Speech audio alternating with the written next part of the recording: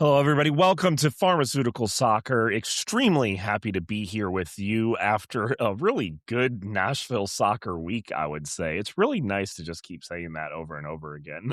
Of course, I'm here with Clay Trainum, Valer Shabilla after a two-win week. It's weird to be back home now, though, after getting to see the both of you yesterday at Geodis, and now I'm back in D.C. I'm glad we actually did get to take a picture though and hang out. Like that was really nice. The first time all five of us have been in a photo ever. Is it really? Yeah. Wow. Yeah. We have a photo. We have a photo with Joel. We have a photo with Omari. We don't have a photo with Joel and Omari. Are Joel and Omari beefing? Ooh, that's some drama. We'll stay tuned. I think they're next to each other in the picture, though, so we can't necessarily say that. I think they're next to each other in the picture, unfortunately, or else we could have started so many rumors. It would have been great. Steven. Yes. Before we talk about the weekend, obviously we spent a lot of the weekend together and everything like that. That is true.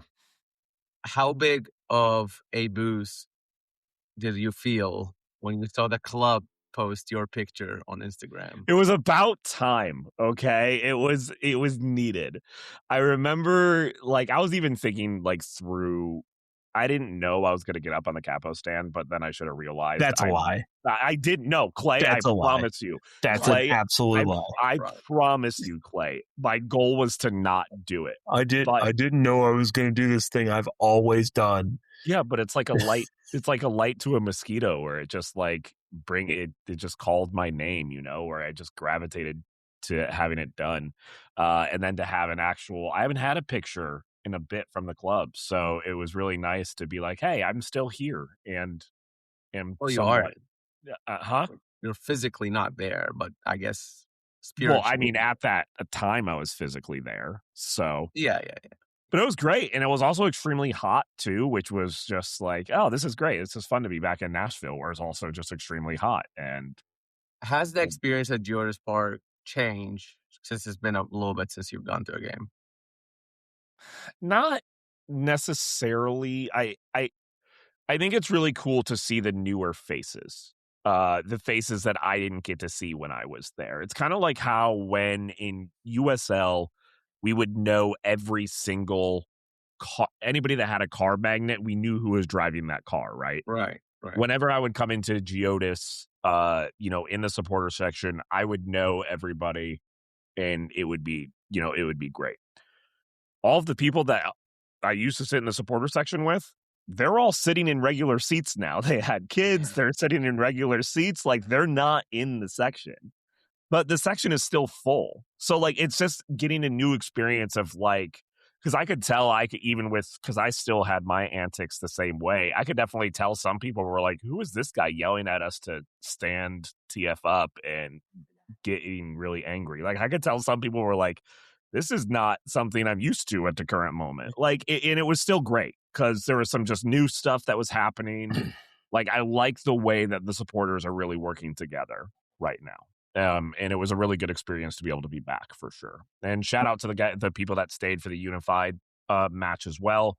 Always a really cool thing to be able to do. And it's really sweet when they have fans that stay for the Unified match. So it was great. I kept on trying to look up for Clay because I know Clay is at the second row right there, but I couldn't find him. And it was very sad. I'm in the front row, 206. It's all right. I saw you. That's nice. I got a salute from friend of the show Charlie at one point, which was great. But it was also really fun to get a lot of, because I hadn't gotten the accolades from the show yet specifically.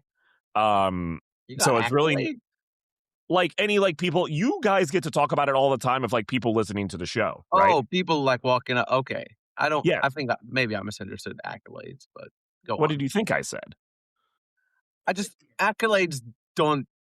I thought of something else. Go ahead. Just English is his third language. Yeah. All right, we've said the line. Now we'll move on. I thought you meant awards. I was like, what? Did we win something? Has anybody said that to me before? We won the hearts and minds of the Nashville soccer. We have won soccer. So it was super cool because I got to see all my supporter friends, and then I had a couple people come up to me being like, "Hey, we love the show. We listen to it every single week where I'm like, oh, I haven't gone through this before. This is great. Normally it's just, which there was one specifically. I cannot pronounce your name. I'm so sorry. I talked to you at the supporters tailgate. Thank you for coming up to me. You'll know who you are, but we really appreciate it. Seriously. Yolanda. I don't know. If you love the show, I have such a great idea for you. If you love the show, what's that? You could go on Apple Podcasts, leave a 5-star review, and we will read your review on here. That's crazy. We will do that. Yeah, so please go do that. If you love the show, let us know. Yes. That would be great. Look, so I talked to you guys about, like, trip was great. Everything was great. Obviously, a 2-win week is terrific. When we first were kind of talking about like what to expect from Nashville in these 3 matches before the World Cup break, I think we were at 2 wins. I think you guys were at 2 wins. I was like, look, if we get 5 points, that's fine. We've now hit our mark of what we expected to happen. So I love this season. I really do. This is so nice. I mean, I would even stop short of saying expected to happen. I mean, I think we were talking about what needed to happen if Nashville was going to be in the Supporters Shield race. And here we are a week later, and Nashville's got 2 wins and is now atop the Supporters Shield race, which is, I mean, it sets up Valaire's favorite cricket cliche for the last game of the World Cup. The old free hit, sir. But I do think, like, it is nice to see your expectations exceeded week in and week out.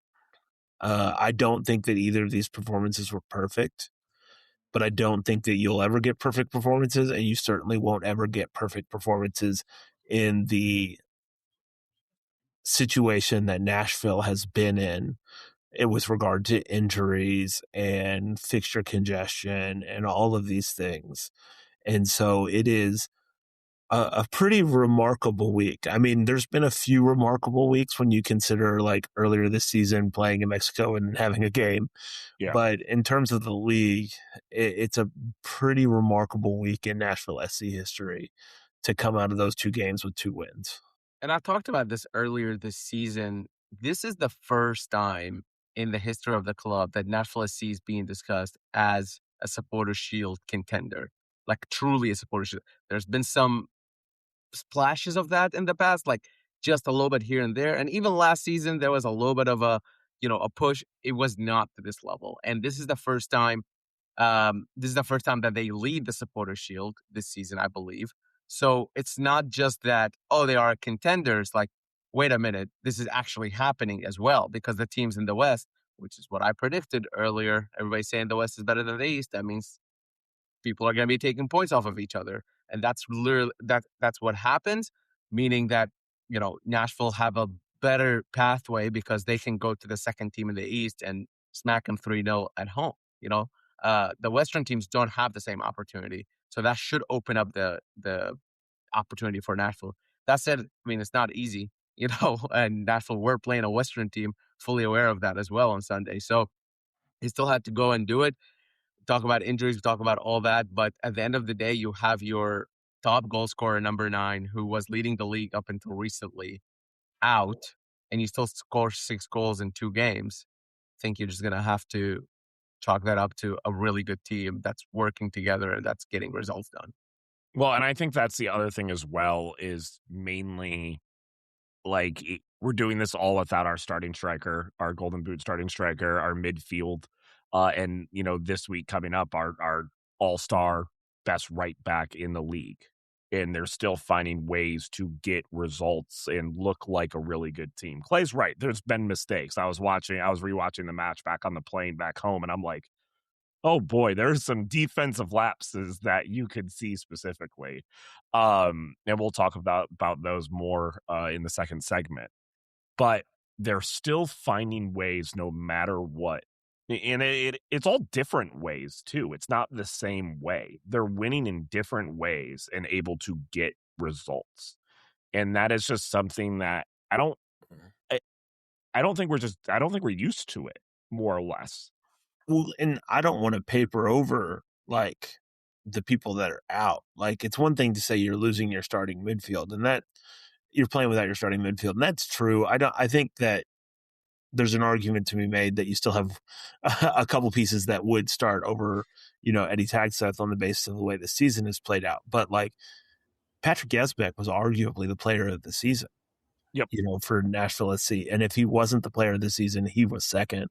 Like he was having as good a season as anybody. So you're playing without that guy.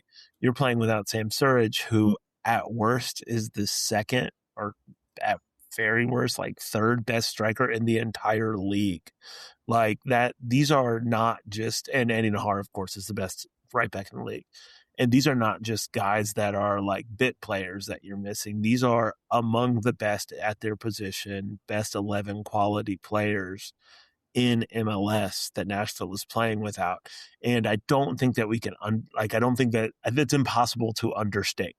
Like what Nashville is doing is something that teams in MLS do not do. Right. They do not lose these caliber players and continue to win, and certainly don't continue to be in the Supporters Shield conversation.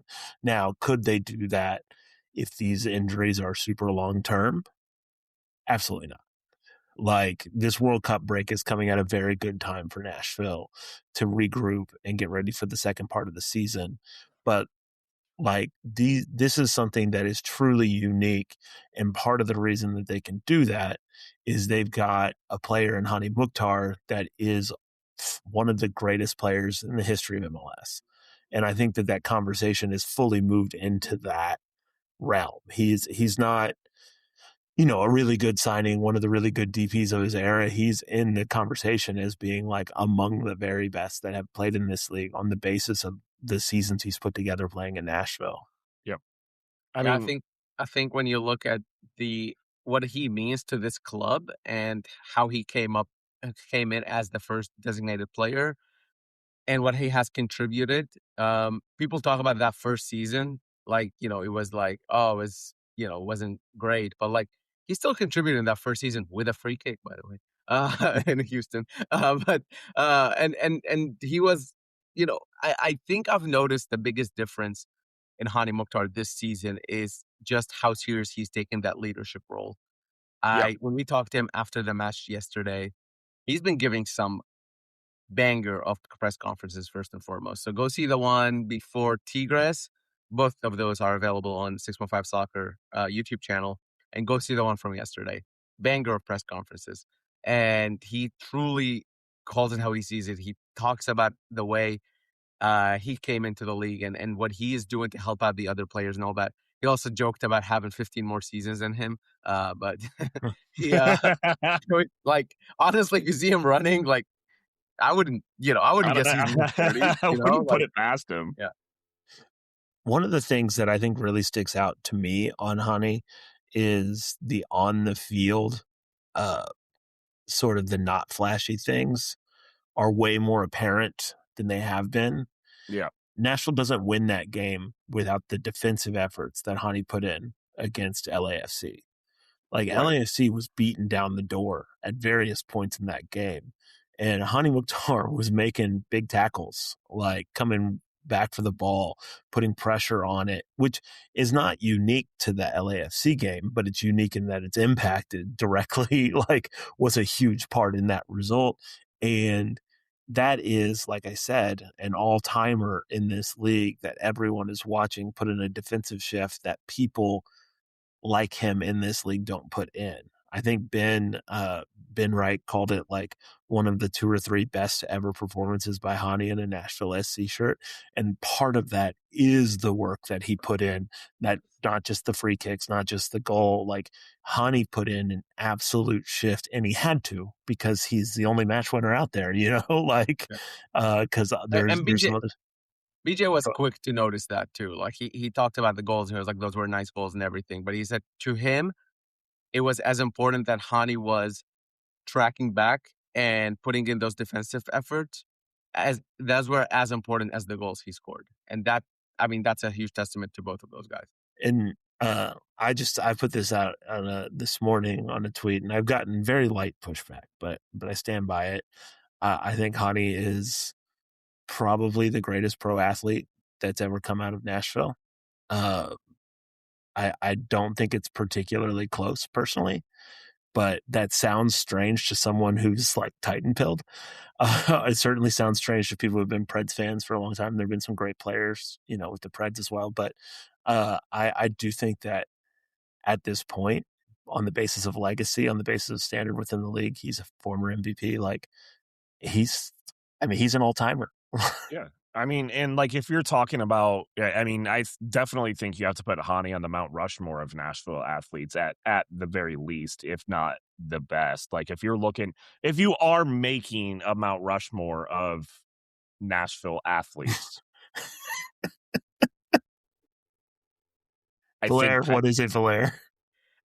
I just think there's a phrasing issue here. I think the best athlete to come out of Nashville is not what we're saying. We're saying he's the best athlete to play for a Nashville team. Yes, play for Nashville because the best athlete to teams. come out of Nashville, I think there's a very good argument for my homeboy from my high school, Mookie Betts. I think that's a very good argument, and I just want to say that. But and I also do love that you just called Mookie Betts your homeboy. Yeah, I knew him. I shook hands with him once or twice. To play for Nashville teams, right? And I know I'd put Pecorine probably on a Nashville like Mount Rushmore. I'd put Hany. I don't know enough about. Would you put Eddie George? Like I don't know enough Titans lore. Would you put Eddie George? I mean, McNair will probably be before Eddie George. I would say. Oh, yeah. Okay. Yeah. I mean, McNair's former MVP as well. Yeah. Okay. As far as people athletes, of course. I mean, there's gonna be just so many players who were so good and just played on crap teams too. Because it's gonna be So I would also go Hany. Yeah. Fair enough. Well, that's what I was gonna say. I would go worse though. Even as worse, Nashville SC were never as bad as the Preds as their worst, or the Titans at their worst. I don't think anybody's ever been as bad as the Titans at their worst. To be fair, Titans have had some real sorry years. Yeah, so I'd go Pecorine, Hany Mukhtar, Steve McNair, Jonder Cadiz.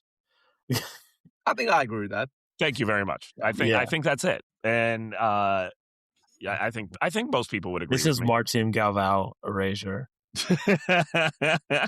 This is Robin Schrute erasure. So we talked about the challenges a decent amount when it came to just the injuries and the expectations and all that stuff and how this team was able to pull it together. But I think one of the things that's also admirable and just crazy is the level of competition that we've played this week too, in New England and LAFC being extremely, really good teams. And we need to talk about both of those matches. And we're going to do that in detail next here on Pharmaceutical Soccer. And we are back right here on Pharmaceutical Soccer at PharmaSoccer on Twitter, Facebook, and Instagram. Also, you can find us on 615soccer.com, which, by the way, I do have to give shout outs to both Valaire and Ben Wright and everybody that is a part of the Discord at those times. I don't know how you can keep up during the matches when you are there. I am not very good at it. Ben is much better. Ben is much better. And speaking of the Discord, by the way, it is my favorite perk of joining 615 Soccer, but it's also the best perk in my book because you're like, oh, these are soccer nerds. They're going to be talking about soccer. That is true. We do a lot of that. And like, oh, maybe they're just Nashville SC fans and they're going to talk about Nashville SC. And we have a lot of fans, obviously, of Nashville SC in our Discord. That is true. But then we have the outside talk of other leagues, other sports. And that makes sense. There's a line of thinking there. But here's the thing. We talk about anything and everything on the Discord. There's a lot of geography nerds. There's a lot of geography nerds. That's my domain. This is where I was leading to. So thank you, Clay, for jumping the gun. Yeah, we've all started this ridiculous thing of this GeoSports app, which we all have now fallen in love with just because of this Discord. And now it's everybody competing against each other, which, by the way, I'm calling this right now. I'm letting you know. I think Ben Wright is cheating. I'm just saying. I think I'm there's really a good at potential Geosports. ability. I'm not as good at MapTap. There is no way that Ben Wright knows where Dak Prescott went to high school. No way. I doubt that for a second. That is my least favorite one because I don't know the other sports at all. But I still play it like I am part of the team, but I just don't share my results because I'm embarrassed. But here's the thing. I told this very morning, Monday morning, I said, Ben, I'm going to cook you if there's ever a flag version of this. Of course, Ben has a flag version of this. Why does he have a flag? I don't know. He sends a link within 2 seconds. And I take a quiz of all 197 flags of the world, and I get 189 right out of 197. Smoked him. So that's right. Hey, Come at me. I just want you guys to know that the best flag is the Seychelles flag. Yes. Well, and you know that Clay is going to go do it too and get 192 out of 197. Oh no, I'm not. Clay is not going to beat me. I don't think anybody in that Discord is going to beat me. I'm not that on flag.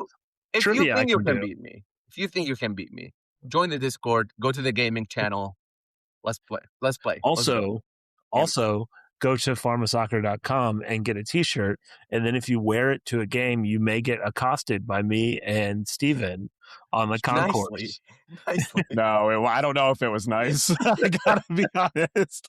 I think we were very much yelling at them, man. And I feel bad about it actually now. But yeah, buy your merch. Do your thing. 615soccer.com and pharmasoccer.com. And honestly, go ahead and while you're at it, you're probably listening to this and you're like, these guys are amazing. I love these guys, especially this guy, Valer. He's so good. Go ahead and put a review saying that with a 5-star review, and we will read it on this very show. So Apple, Spotify, wherever you're listening to this, just hit the 5-star button. And then more importantly than anything, next time you go to a game, just look at the person to your left, look at the person to your right. If you came with people you know, look to the 2 people to the right, 2 people to the left. If you know those people, look 3 people to the left, 3 people to the right, and say, hey, have you signed up to 615 Soccer? That right there is how you help this show. Thank you so much. What in the world was that? Can we talk about soccer now? Yeah. It's 615 Soccer. Well, okay, I think it's because it's probably most recent in our memory as it happened yesterday. Let's talk LAFC first, and then we'll talk quickly about New England because I think they both kind of play on each other a little bit. But of course, Nashville getting the win against LAFC 3-2 at home. Hat trick for the one and only Hany Mukhtar on our Mount Rushmore, as we have stated, if not the best athlete in Nashville. And yeah. Extremely impressive result, I would say. It's one, again, I kind of talked about it in the first segment of I didn't necessarily expect Nashville.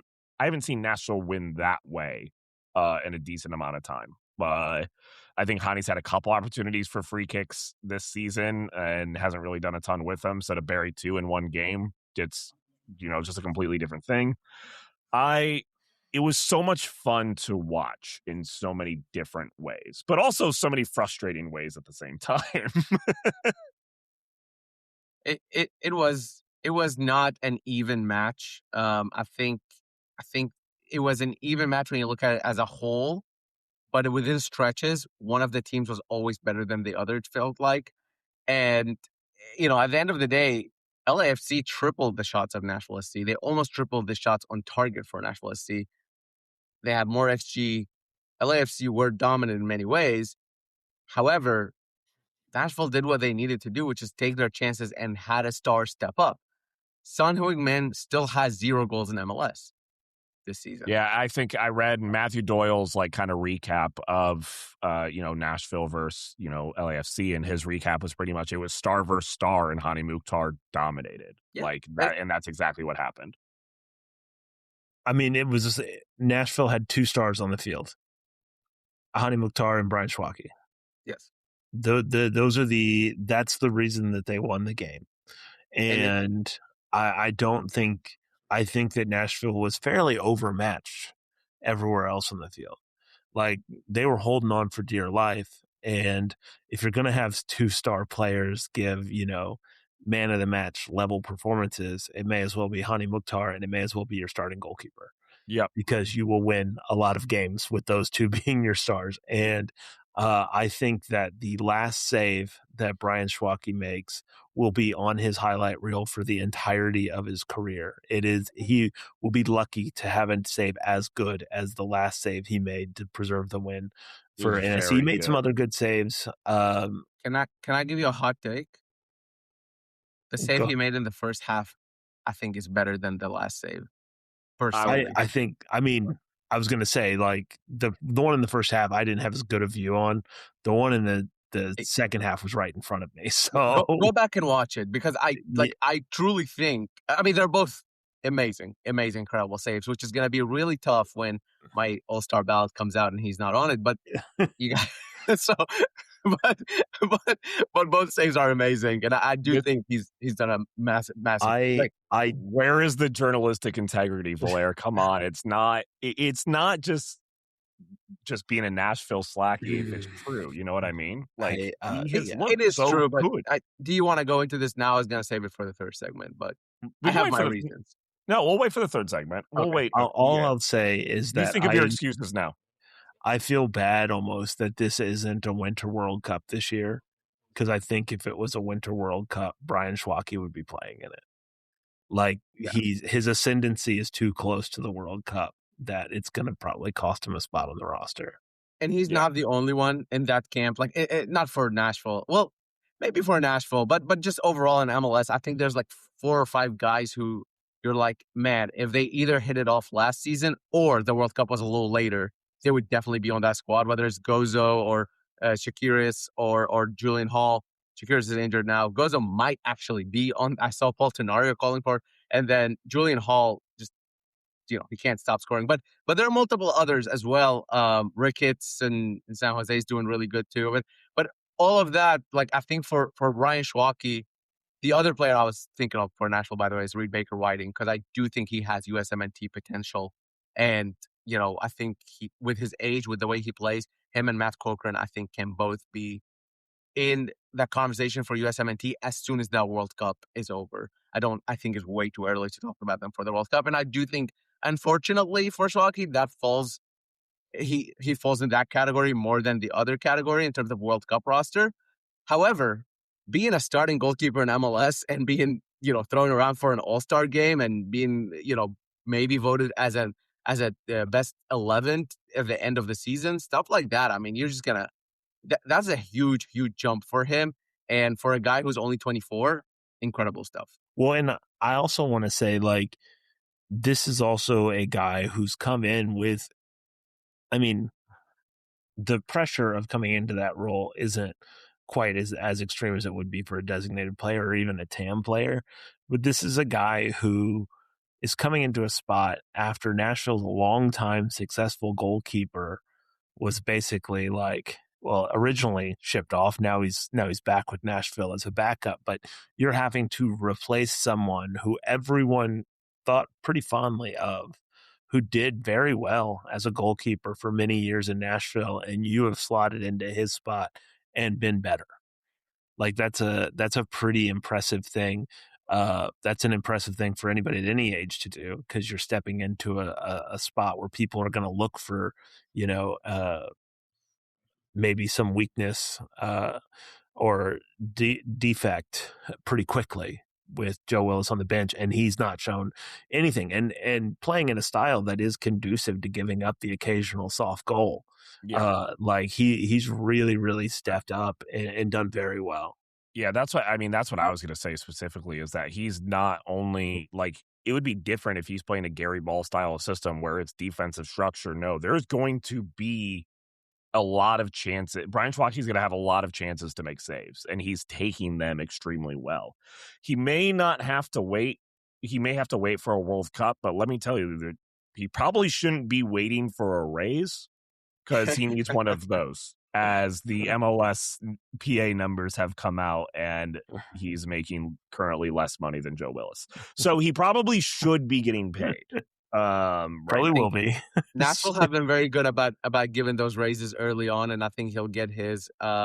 I do want to say a note about that, and this is not to take anything away from him. Again, Here he incredible goes again. goalkeeper. He's starting it But now. he does receive significantly less shots than his peers in other teams. I mean, and that is not a knock on him at all. That's just a fact of a matter because Nashville play a system that is organized, that have players bought in, that they can plug and play players and still have the same quality. It's And a I think Raya versus Pickford thing. I mean, fair enough. Yeah, Yeah, sure. Yeah, and which one does he go for? Exactly. I mean, I'm not half as I'm very invested in Arsenal, okay? Let's just say that. Blair, he's already starting the smear campaign. It's I'm not just saying visible. he's not and look, like the extreme of that is like Stuver in Austin, who's already had over 100 shots that he's received. I think at some point you gotta be logical about this thing. But like when you look at somebody like Chris Brady or maybe a Matt Turner, those are the guys I'm comparing him to. Schwake, I think I looked at the numbers earlier this morning. I think he had 44 shots he's faced. Chris Brady's at 75, and then Matt Turner's around the same thing as Chris Brady. So it's like I'm not looking at somebody who's like playing for the worst defense in the league either. You know, there's a level of competency there, but I do think in terms of on his feet, I do think he's probably the best out of that bunch. And that does go into effect, especially when you're talking about national team stuff. Like, if Pochettino wants to play this style where the goalkeeper is part of that, we've seen over and over again that Matt Turner cannot do that. That's just as simple as that. Now, Matt Freese is better. This week. Yeah, fair enough. I wasn't even thinking about that. But like now, Matt Freese is better on his feet, and Matt Freese maybe isn't having the best of seasons. So I don't know. I mean, weirder things have happened in World Cup squads, so I'm not necessarily ruling it out. I do think it would take a significant change in philosophy and the way you look at things for him to be on the national team roster. Yeah, I do feel you a little bit. I think there's something a little bit different with the eye test of the saves that Brian Schwake is making. Where I think if he were, I think he did it against LAFC, where if he does faces a significant amount of shots, it doesn't matter, right? He's still going to stand his ground, and he showed that against LAFC, even though maybe in the long term he isn't taking as many shots as say Chris Brady or Matt Freese.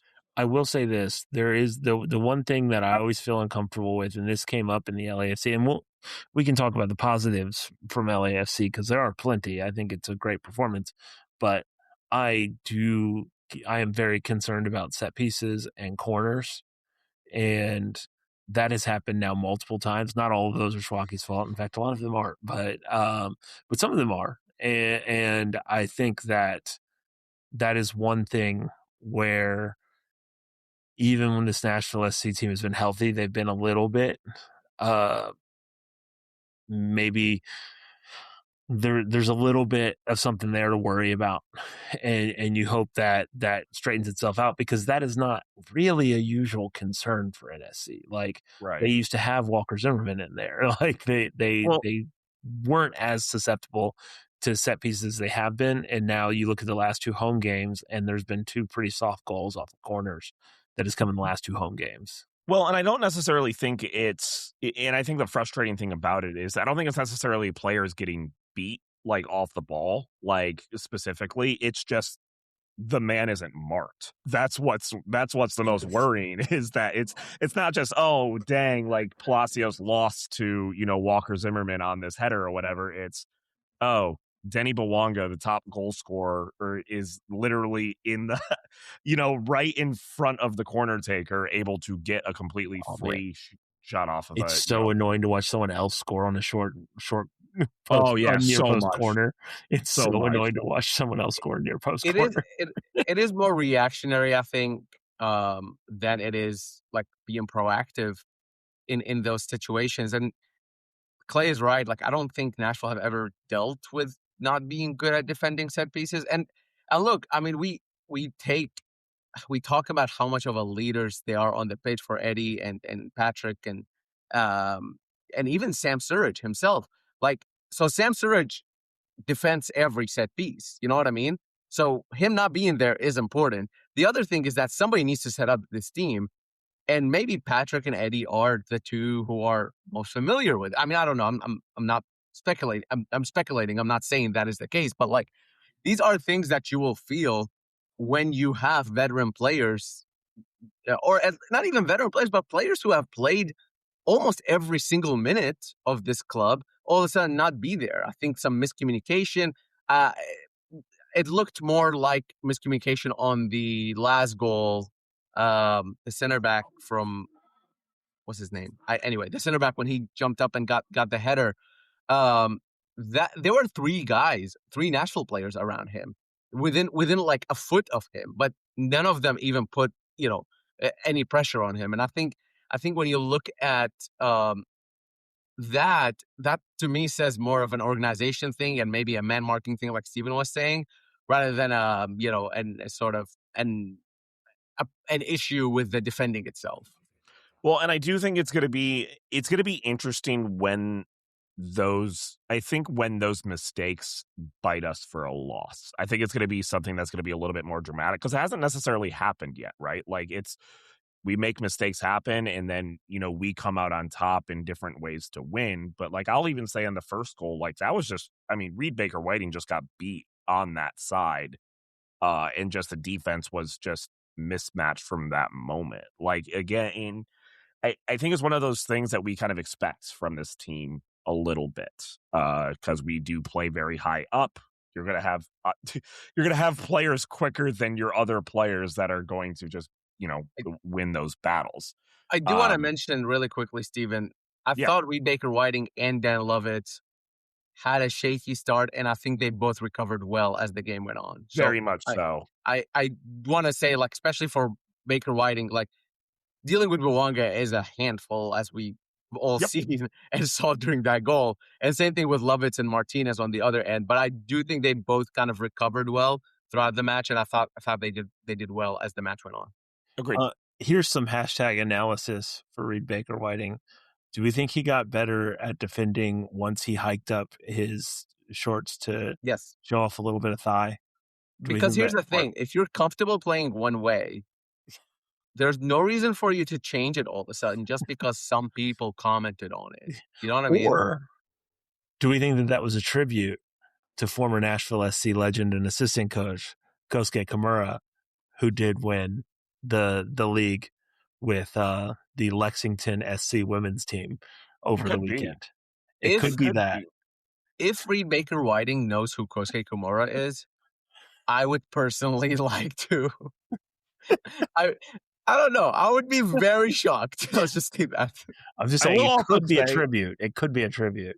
Yeah. I will also say about Reed Baker Whiting, do you know how, like, and Valera would know this, and maybe some other listeners too, like in FIFA Create a Pro, like you can choose the running style, like, of your player.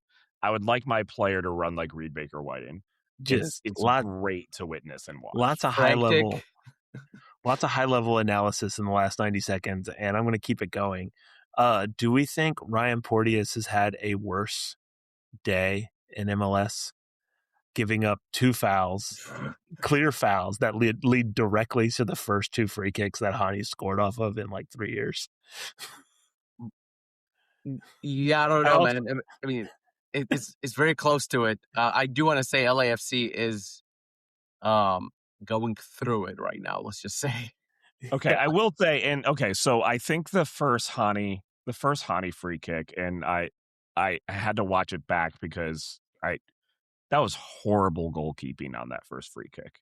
Terrible goalkeeping. He was so far to the left and didn't need to be that far to the left. It just was not good goalkeeping. Hany struck it extremely well, but it was in a savable position if the goalkeeper's in the right position. I don't think Hany's second free kick, I don't think there's anybody saving that second free kick. But that first one, do you think it was collusion? Do you think he paid him for the 100th goal to be a free kick? Well, I think that... Let's make this podcast spicy. Did we ever land on the moon? You know? Well, some of Hany's free kicks have landed on the moon. But I will say that the Hany has been due to hit him. He was pretty bad free kicks the last couple seasons.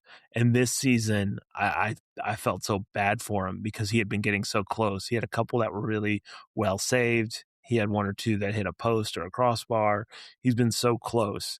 And seeing one go in, it only stood to reason that the next one would go in. Like when that foul happened, I definitely said, it'd be great. Hany gets a hat trick here because now he's got the confidence. And how often do we see that? Once you see one go in, you start the goal looks 3 times bigger. And I think that is part of me is very excited about Nashville getting this break to get people healthy. Part of me is also annoyed that Nashville is getting this break right when Hany has some scoring confidence going again, because when Hany gets going confidence-wise, he is unbelievable. And but it is interesting because we were talking about Hany earlier, and it's hard not to talk to him when he has a hat trick in a game. But like, this is also one of the few times this season where we've seen Hany at full speed going at a defense multiple times over the course of a game, and that is when he is his most dangerous.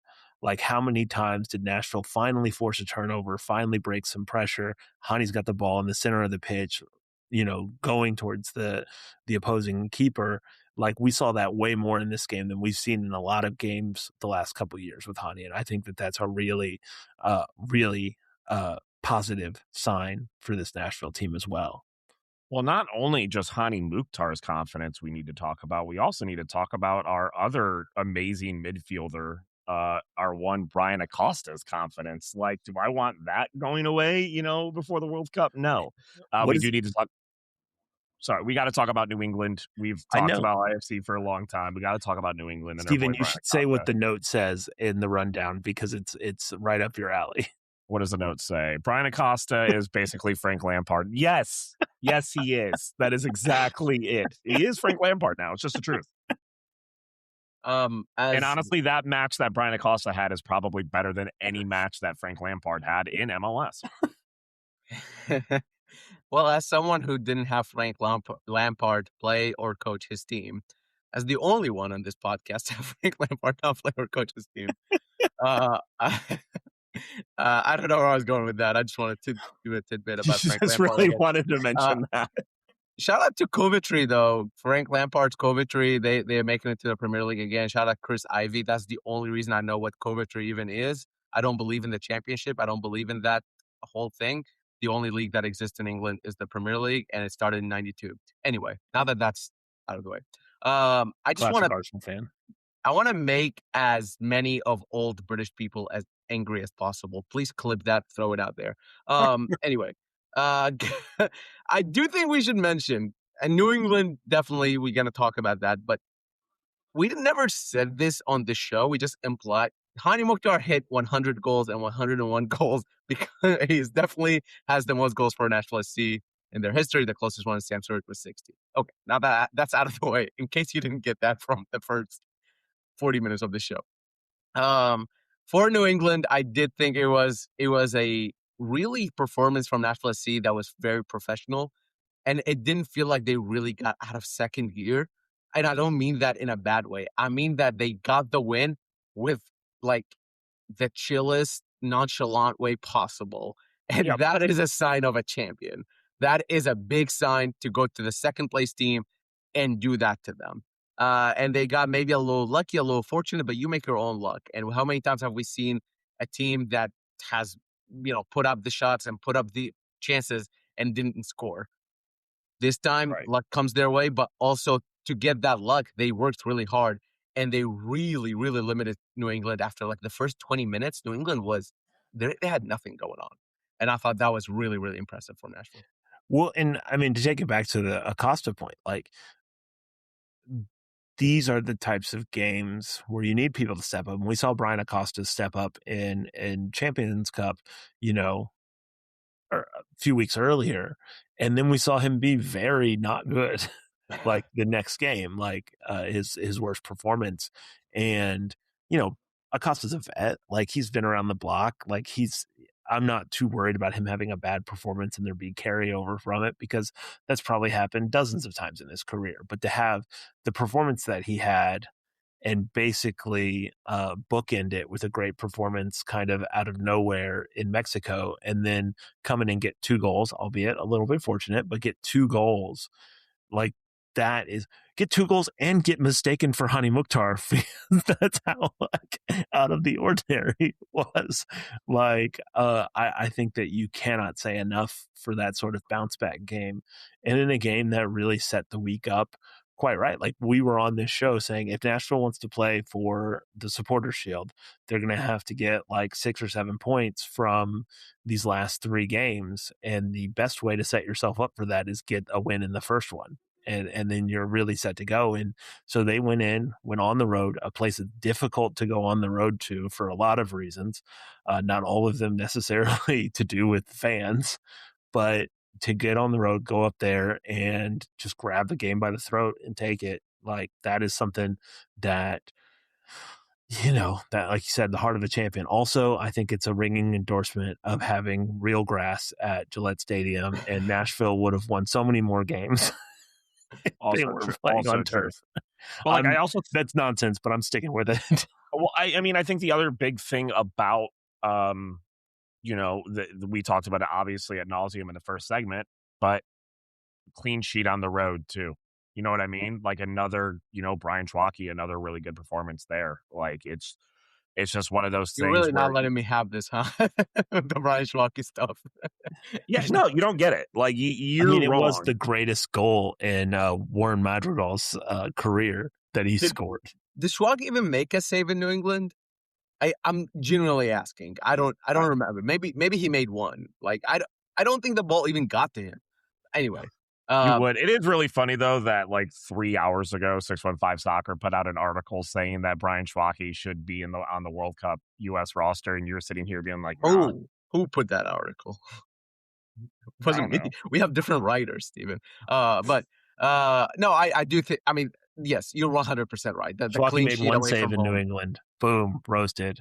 Boom, roasted. New England had 4 shots. New England was losing that entire game and had 4 shots. Thank you. Warren Madrigal, great press. BJ Callahan wanted to note that also other players were pressing with him. Obviously, BJ just wants to give credit to all the people, but he said that the way the other players closed down made that happen against Matt Turner, who I am voting for as my all-star. Yeah, this is a train wreck. It's too late. I've thought about it. I've overthought it. I've made my decision. Quickly. No. This is more important than anything else. Okay. I need a starting bid from Steven. How many players out of the top 5 goal contributions for Nashville SC all time can you name? Wait, your microphone went. I need top 5 goal contributions all time for Nashville SC. How many can you name from the top 5? Bid. Give me a bid. I could name 5, probably. You can name 5? Okay, go. Hany Mukhtar, Sam Surridge. Okay. Okay. I'll go. Okay, maybe I can't name 5. No, I can name 5. Is CJ Sapong up there? Okay, Clay, you can take it with just one more correct guess. Hold on, I just got to think here. Walker Zimmerman. No. What? Can I keep going? Okay, back to you, Steven. Sure. Yes. Yay, let's go. I thought that Walker would have maybe gotten to double-digit goals because he had like one season. Goal contributions. So goals and assists. Sorry. Yes. That's on me. Yeah. That's on me. Sorry. Goals and assists. Is Randall Leal up there? Randall Leal's 3rd. Yeah. Okay. Who do you got? 4th and 5th. You guys got it? I would say if we're going goal contributions. If it's goal contributions, is Andy Nahar up there?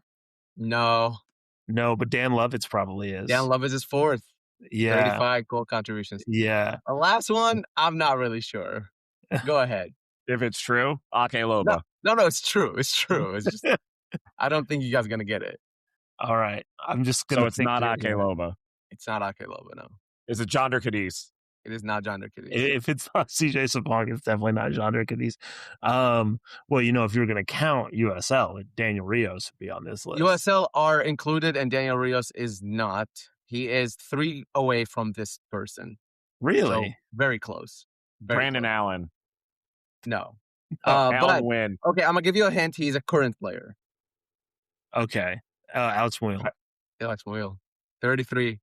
Daniel Rios and Jacob Schaffelberg both have 30. CJ Sapong has 29. So you guys I guess I was close. a little bit shocked that someone who would have scored 21 goals in a season like Rios did wouldn't have been on the list. But yeah, I don't think he played much in MLS after that. Well, no, but he was the leading scorer the first year. Yeah, but he didn't play in 2018. So, Yeah. Well, that was terrific, Valera. Thank you for adding that to match week. We really appreciate that. We have some other stuff to talk about. Of course, fun MLS news to talk about. We're in firing season, baby. One quick thing, just because it made me think of it. Valeria, you'll appreciate this. My wife has taken to calling her favorite player, who is Alex Moyle, Scrappy Doo. Scrappy Doo. Oh, you wouldn't appreciate that. He would not know a lot about Scooby-Doo. So, all right. So, anyways. I played the video games once. Anyway. So, we have a lot of other MLS news to talk about. We also need to preview our last match before the World Cup break. We're going to do that all next, right here on Pharmaceutical Soccer. And we are back right here at Pharmaceutical Soccer. Of course, at Pharmasoccer on Twitter, Facebook, and Instagram. You can also go to 615 Soccer. Check that out. It's a really cool thing. Really cool website. Really cool stuff going on. So please make sure you do that. Also, pharmasoccer.com to get merch. There's good merch there. Pharmasoccer.com. Make sure you check that out. Okay. We do have some more MLS notes to talk about. It was a very interesting 2-week match week, I would say, which has led to 2 coaches being fired, and one of them also the GM getting let go as they completely clean house. Austin and Columbus with coaches getting fired. Do you think Wilfred Nancy comes back to Columbus? So the sporting director, Issa Toll, said that probably not. Laurent Courtois, who was Nancy's assistant and went to Montreal for a little bit, he's taking over as interim, and they seem like they want to give him the job full time. So he's going to be around. The actual quote was, "Last time I checked, Wilfred has European ambitions." So I don't think so. I listened to SoccerWise earlier this morning, and Tom Bogert seemed pretty convinced that Nancy is going to be staying in Europe. Also, Bezbachenko might be coming back to Columbus, which is potentially very big news. It's huge because Bournemouth are going to Europe. So that's insane. Like, he leads the Bournemouth group, which is like, it's not called the Eagle group. What is it called? Like the Knight group or something. Cherry group. Maybe even Cherry. I don't know. They have like 3 clubs in Europe and one in Australia, actually. I was just saying Cherry because that's what Bournemouth. Shout out to Valera's favorite actual team for completely losing in the 95th minute or something like that. Shout out Dallas for beating San Jose. We really do appreciate that. And the all-time coach. He's making a Bruce Arena joke. Yeah, I got that afterwards. But shout out to FC Dallas's Sarver. What's his Sam first Sarver. name? Sam Sarver. Okay, thank you. Incredible celebration. And he gets a beer thrown at him, and he drinks it. I wasn't sold on the scuba one because I remember Roger Levesque doing that in a Portland-Seattle match. But then the beer thing, that's gone viral. I've seen lots of English accounts posting that. Well, that was even Clay waits for the alcohol to get going.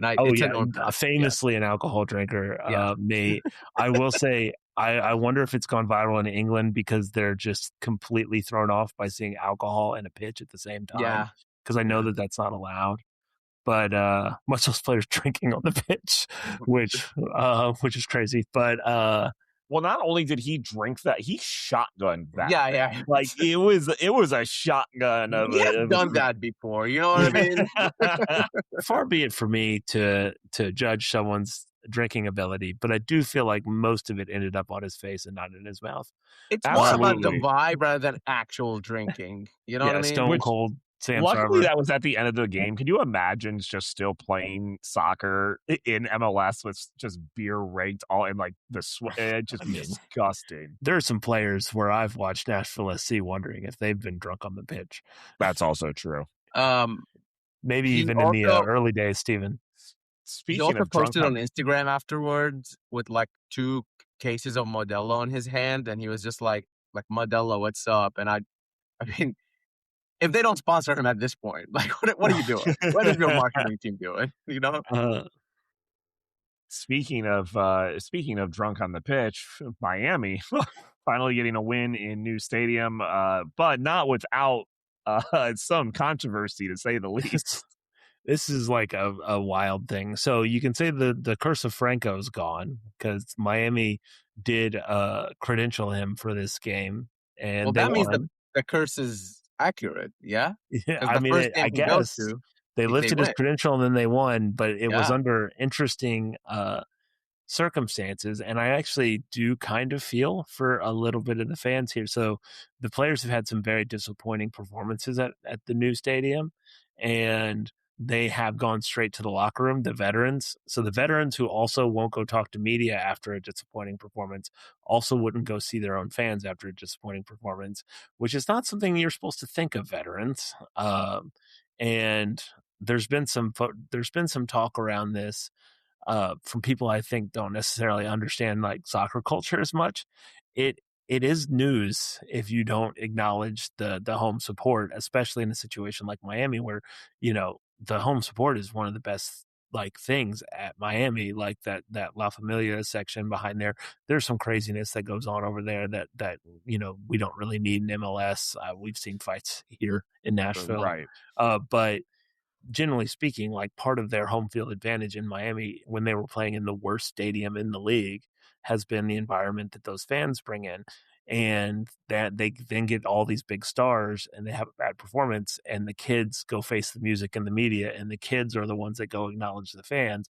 And keep in mind, I'm saying kids to mean people in their 20s because I'm almost 40. Like, I don't mean it like teenagers necessarily, but so they were letting the team know how upset they were that they weren't being acknowledged by the performers, wow, the players. And so it got a little bit dicey there towards the end of the game. There were some interactions with Rodrigo de Paul and Messi and Suarez with the fans. And ultimately they did acknowledge the fans, and all this is like kind of pro wrestling stuff, but it does speak to even Miami fans are getting a little bit over the circus that's around Inter Miami games. And I do think that is a very interesting development, because I don't think if you talk to any of them earlier this season, if they would be disappointed with Messi, they would have said anything other than praise. So I do think that that's a very interesting thing, and also speaks to Miami's fan base as like being a legitimate, like grown thing. Yep. Agreed. Other than that, that's all I got. Did you guys know that Becky G's fans call themselves Beasters? Are we really going back down this road again? I just thought I'd let you know. I had 10 seconds, so I thought I'd say Beasters. And Flair's muted, so he doesn't have any sort of It's okay. I was just going to praise Xavier Gozo for being a great young player, and RSL in general being a great institute. But also, I didn't vote for him for All-Star. So. Blair, when can people hear your All-Star ballot? I'm going to have next week. I'll go into it in depth in like 3 minutes here on this show, but also it'll be on social media. I do feel like we should have, as Pharma Soccer, like a collective ballot, and we should all have like it should be a team effort, Flair. Well, this one has my name on it, so if you want to start a Pharma one, I'm happy to contribute to that. But this one is me. This isn't on the rundown because we know about it. But Ahmed Qasim officially did the one-time switch to Iraq, and I feel like we should probably mention that. Yes, good point. I did mean to do that and forgot, but we did talk about it last week. He have officially now switched from Sweden to Iraq. He never featured for the national team, like the senior team, so makes things a little easier. He only played for the under 21s. With Iraq, he is officially now eligible for it. The preliminary roster for Iraq is coming out in a day or two, and that's going to be about 33 men. That's going to be included in that. I am almost willing to guarantee that he will be on that 33-man squad. Those 33 men will then be reduced to 26, who will actually go to the World Cup. And I would say he has a very, very good shot of making that 26-man World Cup squad. Whether or not he will be starting at the World Cup, I feel like that's a far shot at the moment. He might get some minutes out of the 3 games. But also, who knows? It's, he might impress the coach. He might impress what they have. And we have a few wingers in Iraq, so he'll be fighting for that position for sure. But yeah, very exciting stuff for him. And with sort of the other World Cup roster news last week, this is probably, other than Brian Schwake for national team, but this is probably the only Nashville player that will be going to the World Cup, given that Wubens Pacius did not make the Haiti roster, which I think was a bit of a surprise to everyone. Yes, Very much so. The bigger surprise for me is Costa Rica not making the World Cup because, in a year where CONCACAF is what it is, it was really wild. But yeah. It's almost like Italy not making it 3 straight times. Nah, that's normal now. Speaking of being is what it is, I don't know what I was trying to say. We got to talk about New York City, or do we have to talk about New York City? Here's one thing I don't like. We last match before the World Cup break, so it will be big. It's at home as well. I didn't realize that after this weekend that New York City is in 5th, which also shows how stupid the East is, because New York City is not good. I don't know. How are they in 5th? They are hot and cold. And I mean, when they are hot, they're hot, but it's not often. Their last result was a 1-1 draw with the Red Bulls. I don't think that was a good result at all. Well, and I think the worst part about it is probably the end of Maxi Morales' career, unfortunately. You can't recover from an injury like that at 39. And for all the short kings out there, I'm sure that's a huge blow. But also just overall for him as a 39-year-old, I mean, like, he's one of the best players, I think, to ever play in MLS, one of the most exciting players to ever play in MLS. And to have his career end, well, hopefully he comes back and play, but it's not looking likely. I just want to say that as a 39-year-old, best days are ahead, man. You have different ambitions than Maxi Morales, I think, I would say, in life. But they have dangerous players. They have Nico Fernandez, Macau. He's been good. Hannes Wolf has been, again, hot and cold. I think that's the other thing. And then big thing for Nashville fans, Malachi Jones, who has been very unfortunate with injuries, but he's an incredible player. Lipscomb Bison from the area. He was adopted from Sierra Leone, him and his sisters and brothers, and an incredible story, and have lived in the Middle Tennessee area for years now, for maybe a decade or so. Like I said, played for Lipscomb, got drafted in the first round to NYCFC, and has performed really well every time he's on the pitch. He had 2 very nasty injuries, unfortunately, one of which saw him out for like a full year, I believe. So he's back. He came off the bench against the Red Bulls. So that's going to be kind of a coming home for him. Every time these 2 teams play, something happens and there's always some sort of a fight or some sort of something. So I think that's going to be exciting. One thing to keep in mind is that NYCFC have a huge game on Wednesday, while Nashville obviously are not playing on Wednesday. They are playing the Columbus Crew in Columbus for the U.S. Open Cup quarterfinals. So a little bit of a different phase of the season for them than Nashville SC. So that might play into some of the rotation and everything like that. Well, let's plug in. Let's preview it and do our plugs. So, Clay, do you want to start? Yeah. Everything that Blair said is a yup. I was going to say that, and you talked, Steven. So, otherwise, I would say follow Clay Lassol on Twitter and Instagram. You're going to see lots of photos of me in Miami next week, and the Keys.